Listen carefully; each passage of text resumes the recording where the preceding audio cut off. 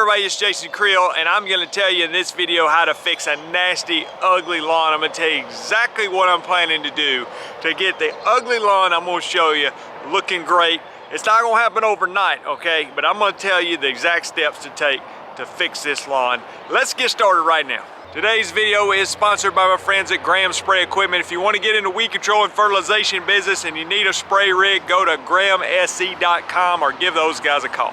So let's just diagnose the problem here, okay? And then we're going to walk through the steps to fix it. This is a lawn that is nasty, and this is actually at my own house here. So I'm not embarrassed because I want to tell you just a little bit about it. Some of you follow the channel. We renovated last year, and this was a gravel driveway. So unfortunately, as hard as you try, there's still rocks in the area. And so what happened, I'm filming this in the springtime, we didn't get it graded out till the fall, so there wasn't time to really grow much grass. So I just threw out a bunch of rye grass to get something to where it wouldn't just be complete mud back here. And then guess what? The rye grass is all spotty and looks terrible, and I mean, you see what we're looking at here.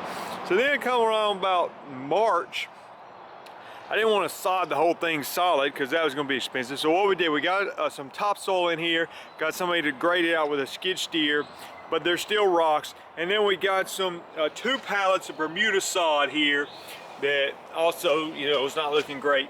And we put it out just randomly throughout here because that was cheaper than sodding it perfect. So this is where we are. This is the situation. Got a Bermuda grass yard.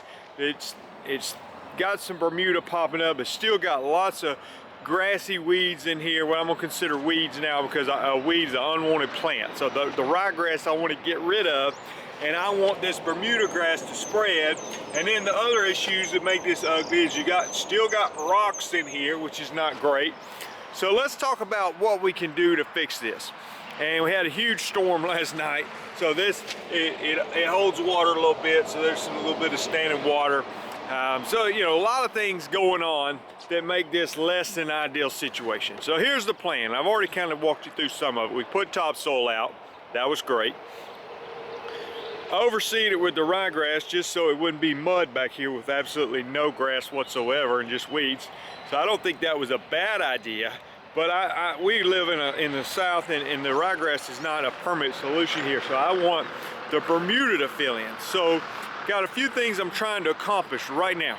One, I want to get rid of the ryegrass. I need that gone, okay? I want it gone sooner than later. So I'm going to talk about some options on that. 2, I need my Bermuda grass to fill in and look as nice as possible. And I want that to happen as soon as possible, because until that happens, it's going to be thin. So I'm going to tell you what I'm doing to the Bermuda grass to make it grow, and I'm also going to show you a trick I use when I'm trying to speed up that process, okay, how I can do that other than just going by inside. Yeah, if you want to hire a landscape company to come in, scrape all this down and spend, you know, buy 10 pallets of sod, and you can have it fixed, and that's great, okay? I'm not doing that. I don't want to pay for that, so I'm trying to show you how my strategy of fixing this without going through that costly expense. The other thing I don't want to do is bring in more dirt right now. I've already had a guy with a skid steer in here. I already had topsoil. The dirt, we still have some problems with it washing. As long as there's no grass here, it's still going to keep uncovering rocks and things. I don't think it's going to ever be perfect where there's no rocks. But I want to get the grass spreading, and then I can talk to you what I'm doing as far as my plan for the rocks a little bit later. So let's say step 1 was get some topsoil in here and get that leveled out. Got that done. Let's say step 2 was I put some Bermuda grass out here, and I went ahead and did that early in the year, like March, and let it get rooted before the hot summer weather gets here. Now I could have put it out in the summertime, but I had to really water it a lot. And so I put it out at a time where it's gonna already be rooted to the ground before the hot weather comes. I think I could pretty much go with no irrigation on this the whole summer, and it'll be fine because it's very drought tolerant for 1, and 2, it's already gonna have roots. So it's not like I'm just laying bare sod on top of the ground in the middle of August. I've tried that before, and you need water in that situation. So having it rooted before then is gonna allow it, 1, to be rooted, but also to, as soon as it gets hot, it's gonna start spreading, and that's what I want. So let's take it from this point. What am I gonna do? I gotta get rid of the ryegrass. So let me show you what I'm gonna do to do that. All right, so if you wanna get rid of a cool season grass out of a warm season grass, this is one of the best products I know of. This is not the only product.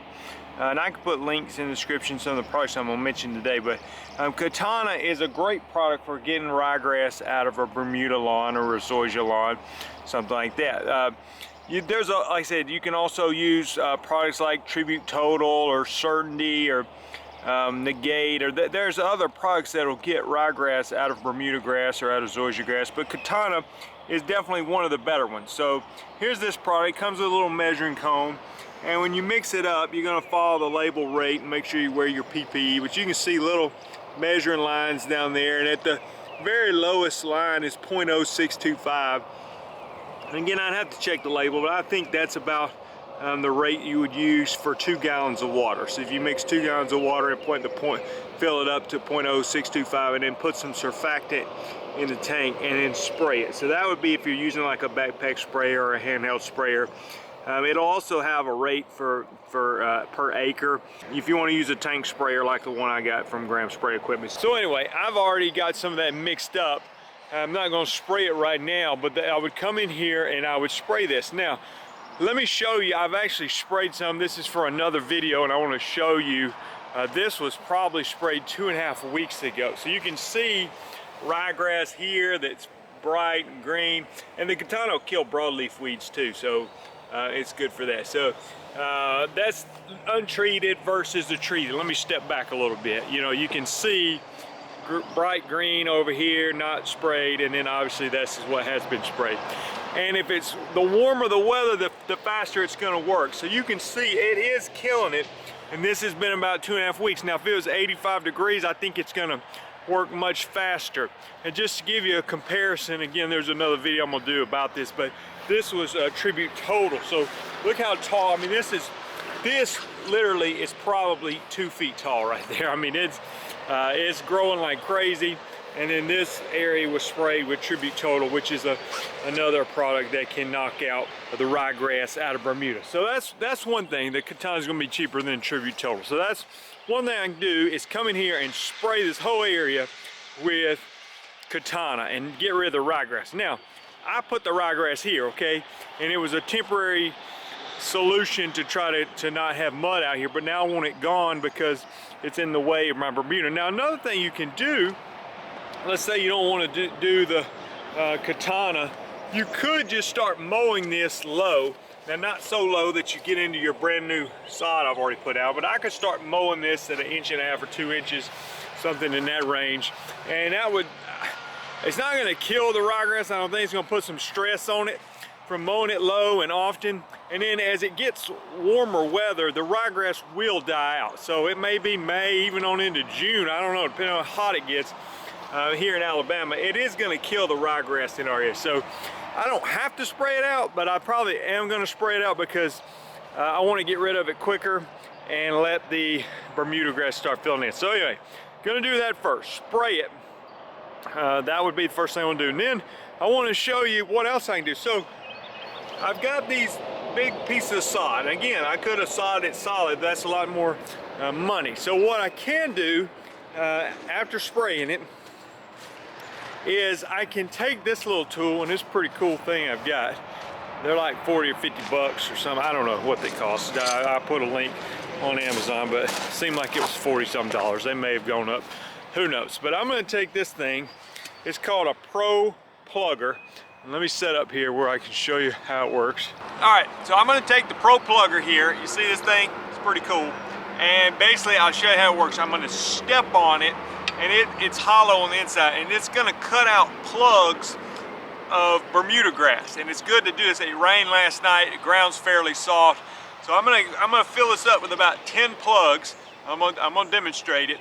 And then I'm gonna take those and I'm gonna start putting those in bare spots. So you think, Jason, what good is a little small plug of Bermuda grass like that gonna do?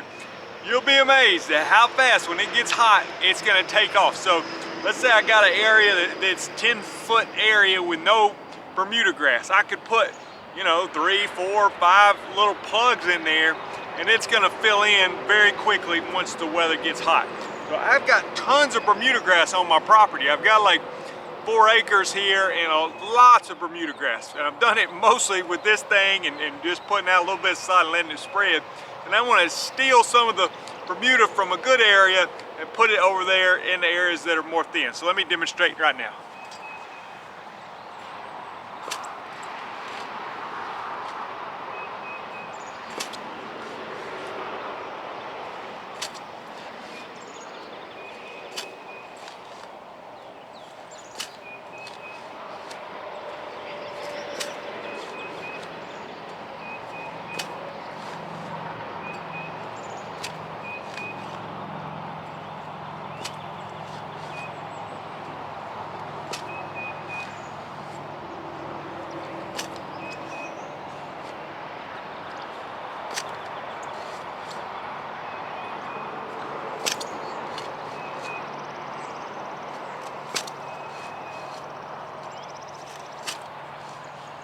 Okay, so the plugs are down inside there, and you can see where I pulled the plugs out of the ground. Now, if you want to go and fill that with sand or topsoil or whatever you want to do, or get the plugs that you're going to create over here, taking out the dirt and put it back in there, you can. I probably won't do anything with it. I'll just leave it like it is, and it'll fill in over time, most likely. So now, what I'm going to do, again, ideally, I'd already sprayed the ryegrass out. And one of the good things about this plugger, it's getting roots down here with it, okay? So when it's just not bare grass with very little topsoil, you're getting the roots and everything. So look right here. I've got a situation here where here's some sod, there's some sod, there's some sod, but you got a big bare spot right in the middle with all you got is a little bit of ryegrass, which I'm wanting to die. There's no Bermuda popping up here. So let's just say I dump out my plugs here on the ground. And there they are. You see what they come out like. It's pretty cool. Get something like that. Now, if the ground's real soft like this, sometimes, you know, if I got an area that's like over here where it's basically mud, I can just set it on the ground and just step on it. Okay.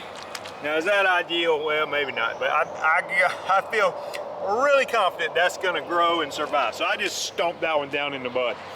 You don't want to stomp it down in the mud.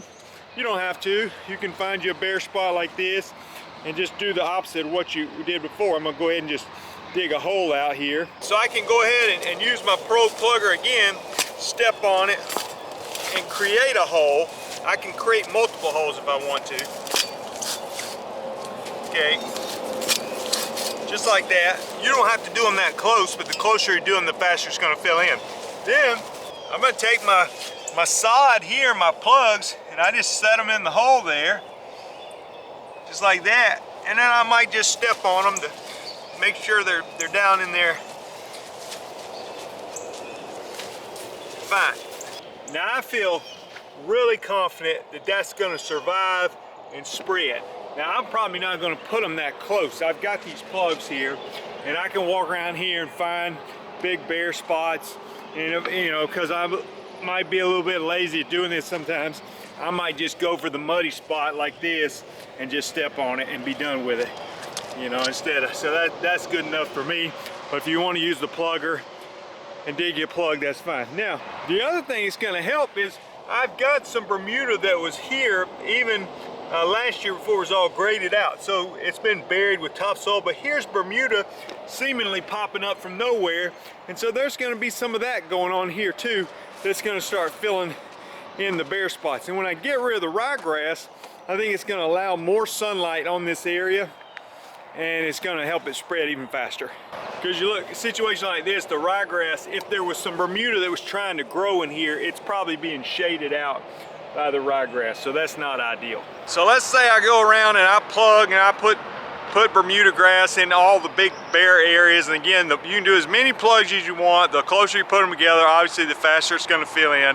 But one of those little plugs, I wouldn't be surprised, okay, I hadn't tested this, but if one of those little bitty plugs would make a 10 by 10 square by the end of the summer, 10 feet by 10 feet square of grass. It can spread that much under ideal situations. So literally you had a 10 feet by 10 feet bare area, you put one plug in there, I'm not convinced by September it wouldn't have filled in that whole area. Now if you don't want to do one plug, you know, put 4 or 5 in there, and I feel really confident it's going to fill in. So again, some of that's going to depend on circumstances, water, fertilization, things like that. All right, so what else do I want to do on this? I want this stuff to grow, okay? It's April right now when I'm filming this. The weather is kind of playing games with us a little bit. It's 60 something one day, and then it might get up to 80, but then it might get down to low 40s. I mean, it's not exactly got to the conditions where this Bermuda is going to take off. And again, this is new Bermuda that was just put out a month ago. Now it's stuck to the ground. I think it's pretty well rooted. I could probably rip it up, but I think it's stuck to the ground. I don't think it's going to die, but it's not growing very much. So what I want to do, again, this is April. I might give this about 2 or 3 more weeks, and when I get into May, and I can tell by then, hopefully the rye grass is going to be dead because I've sprayed it out with the Katana. I've got plugs put all throughout here that have rooted themselves over a few weeks of warmer weather, and the sod that was laid is also starting to grow to the point where I might even need to mow it once or twice. And then the weather is getting hot. We're up in the 80s, even getting close to 90. We're into May, early summer. Now's the time where we want to make something happen.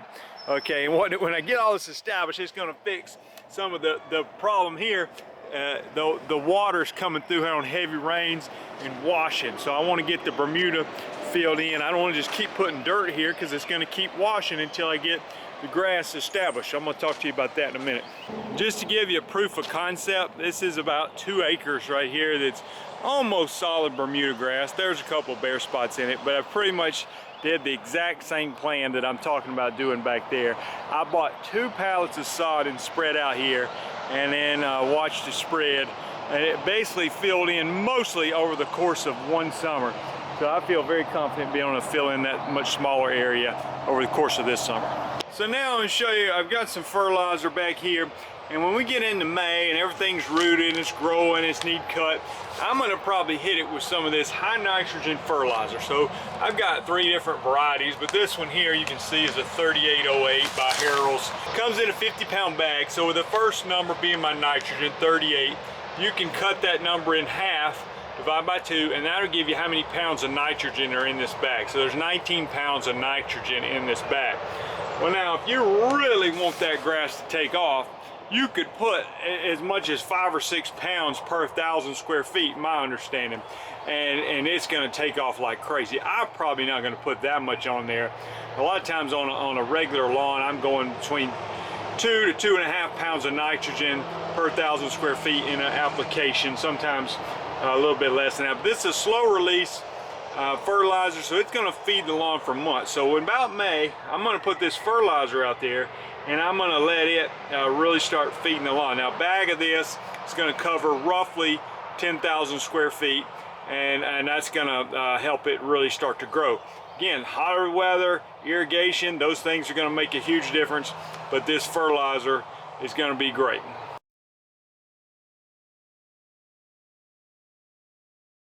But I'm not looking to do it now. I want that grass to just take root right now. Textures is going to encourage the grass to grow leaves, and what I wanted to do is to take root first before we start pushing it to grow leaves. So once it starts growing leaves, then by then I can be pretty confident it's already rooted itself well, the weather's hot, then I can hit it with the nitrogen.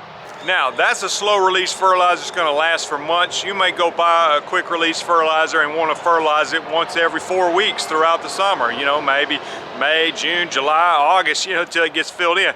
I'm probably not going to do that. I'm going to fertilize once or twice because of the nature of the fertilizer. It'll release the nutrients over a period of time and feed the lawn so it'll fill in. All right, so let's fast forward. Let's say it's July. I've fertilized, it's hot, everything's spreading, the ryegrass is dead, whether I sprayed it from Katana or whether I just let the heat kill it, it's out of the way. One thing I have to consider, and I'll just go ahead and tell you what I did. I went to rewind before I fast forward. Go back to January, February, and if I don't put a pre-emergent down with all this bare dirt, my concern is I'm gonna be completely eat up with crabgrass, and that's gonna be severe competition for my Bermuda grass spreading. So go ahead and apply a pre-emergent like prodiamine to this before the crabgrass germinates, so maybe January, February in our area in Alabama. The crabgrass typically germinates in our area sometime in March, so try to get that down before, so I shouldn't have a crabgrass problem. Now, sometimes the concern is, Jason, you put down a pre-emergent, is that going to hinder the Bermuda grass from spreading? Well, potentially, but my theory is a couple things. One, I don't think it's as big of a hindrance as a yard full of crabgrass, because I know that's a big hindrance. If there's crabgrass all in here, then I'm gonna have a hard time getting the Bermuda grass to spread. My other thought is, by the time the Bermuda really starts spreading, so let's say July, August, even into September, I think that pre-emergent application that was done back in January is probably not affecting the spreading of the Bermuda grass much at all. So I think, to me, the pros outweigh the cons of keeping a lot of the weeds out so that the Bermuda will have room to spread. And then by the time it's really going to start spreading in the summer, I don't think the pre-emergence is going to be much of a factor. Back fast forward again, let's say we're in the summertime and you got this Bermuda grass and it's spreading all over the place, and and now what are we going to do? Let's say it's 85% cover. Well, I can keep pushing nitrogen on it, keep putting fertilizer, get it spread, keep mowing it often. Don't let it just grow up, you know, 4 inches and hack it down to 1.5 inches. So I'm going to try to maintain it at a low height, mowing it quite often. And then once it's mostly covered, what I could do, and I don't know if I'm going to do this year or next year or maybe never, but I would like to do it this year if I can do it early enough. But I could at that point bring in some topsoil and maybe mix it with some sand, maybe like a 2/3 topsoil, 1/3 sand mixture, and top dress and put a thin layer on here, because at that point I'm thinking there's enough Bermuda grass to hold the soil in place, so I'm not going to have the erosion problems that I'm having right here. Okay, you see all those rocks? Well, I could put topsoil on that right now, and then when I get another big heavy rain, it's just going to wash it out again. But once the Bermuda comes over here, even in the middle of rocks, I think the Bermuda will grow there. And then I come in there with a thin layer of topsoil and sand mixed together, or you could do just sand or even just topsoil. Then I think the Bermuda is going to grow up through that, especially if I do it like in July or something.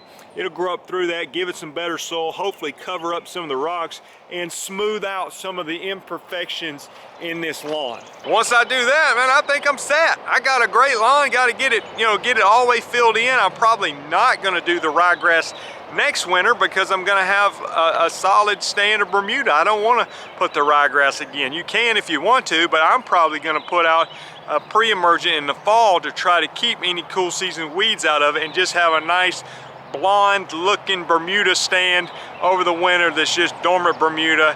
And then we're in a much better situation, not having the erosion problems, not having the rocks. If I want to come in next year and do another 1/8 or 1/4 inch of soil to try to smooth it out even more, at that point I could get a real mower out here and cut it and make it look like a golf course. I don't think I'm going to do that right off the bat. But anyway, that's the plan. I think it's going to happen, okay? I can't promise it's all going to go according to plan, but that is my strategy of what I'm planning on doing to this yard. And if you want to follow the process, I can't show you it all right now, obviously, because it's going to take months to develop. But you can subscribe to the channel because I'm planning on showing you updates to what this looks like throughout the summer, so you can catch it in a future video. I appreciate you watching. I'd love to hear from you in the comments. Maybe you got some opinions on what I'm talking about, questions, something you disagree with. Maybe you think I should do something different. I would love to hear your suggestions. If you're thinking about getting a weed control and fertilization business or a mowing business, you can go to lawncarelife.com. There's resources available for you there. Video, courses, documents, programs, pricing charts, all kind of stuff. lawncarelife.com. And you can also check out my other channel. It's called Fix a Lawn. Fix-a-lawn, and I'm doing the lawn makeovers. From mowing, I'm probably going to do some weed control makeovers where I take ugly lawns and try to fix them.